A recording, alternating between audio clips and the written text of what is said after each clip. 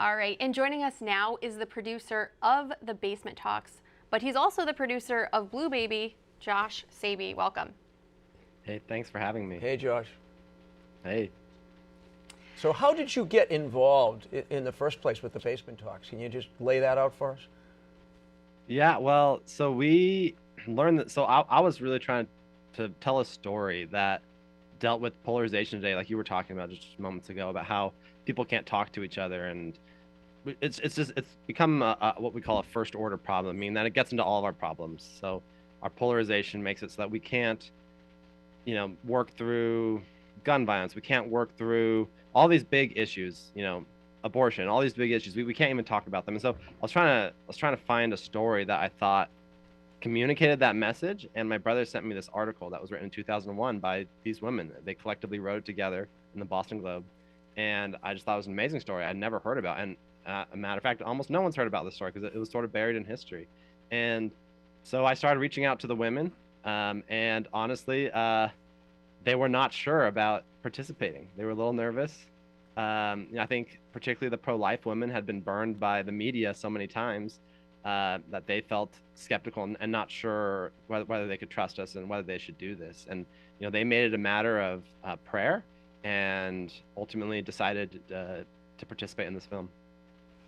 And I think we can all agree that we're really grateful that the women participated in this film. And would you say that, after making the film, that even though these discussions didn't lead to any of the pro-choice women becoming pro-life, that they were, in a sense, successful? Yeah, absolutely. I mean, the goal of these talks were not conversion. They were not trying to convert each other. They were trying to understand each other better so they could have a more honest and less rhetorically violent situation in Boston. And this was against following murders. So they were actually worried about violence. They were meeting secretly. They were scared of further violence, whether it was retaliatory or further violence at abortion clinics. And so they were really trying to decrease the likelihood of that happening, and they did. And then I think on another level, they really profoundly came to respect each other, which is amazing, considering how fundamental this issue is to so many people. Okay, Josh, let's switch to your other film. Blue Baby is more about really Father Flanagan's organization, Boys Town, than it is about Father Flanagan himself. What's the premise of the documentary? Can you explain that to us? Yeah, so you had mentioned another film that's coming out, and it deals with the life of Father Flanagan. Ours talks about the legacy of Father Flanagan, so what he left behind, and it's Boys Town. And we followed 8 boys through Boys Town, and all of these boys, pretty much, almost every single one of them would have been in prison if they were not in Boys Town. So some of them were sentenced there by a judge, and they were there at Boys Town, and we followed them for really 2 to 3 years through Boys Town and their life. We interviewed their families, but to understand their life before Boys Town, and then followed them a little bit after Boys Town. Really got a sense of what their life is like. And I know you mentioned that some of these boys, maybe if they weren't at Boys Town, they would have been punished through the prison system. So what are their lives like? Like, what would their trajectory have been, and how different is the approach to healing and restoration for these boys in a place like Boys Town versus going through the criminal justice system and being in jail for several years? Yeah, I mean, their lives in some ways were exactly what you expect, in other ways very different.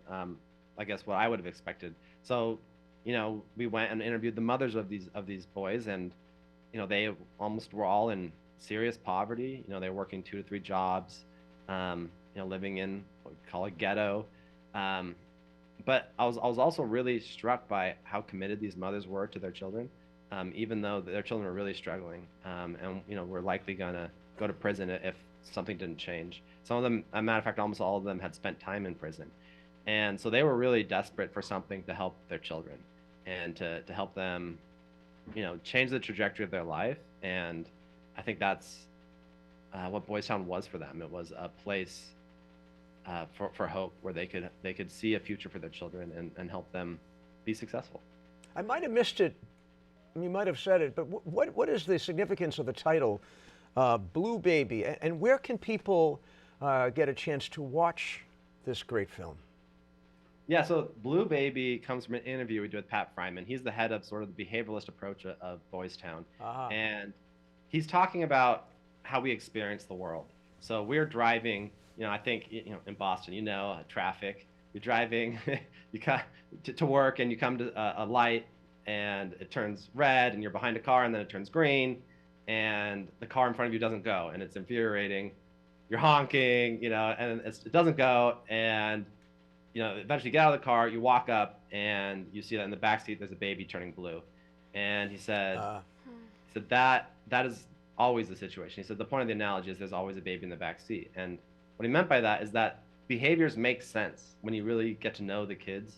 Their behaviors make sense. They serve them in a certain environment, or maybe they needed these skills that in a more pro-social environment become maladaptive, right? So these adaptive skills that they develop, whether it's increased anxiety or being very reactive or aggressive, these serve them in certain situations, but they don't serve them in getting a job, in having a family, in being married. And so Boys Town really tries to turn these maladaptive traits into new skills that will serve them better in life.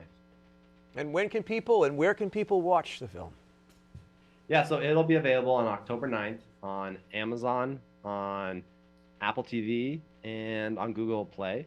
So it'll be available for rent on all of those platforms starting on October 9th. We'll watch for it, and we are really grateful to you. Thank you so much, Josh, for joining us here in the living room. Thank you so much. All right, God bless.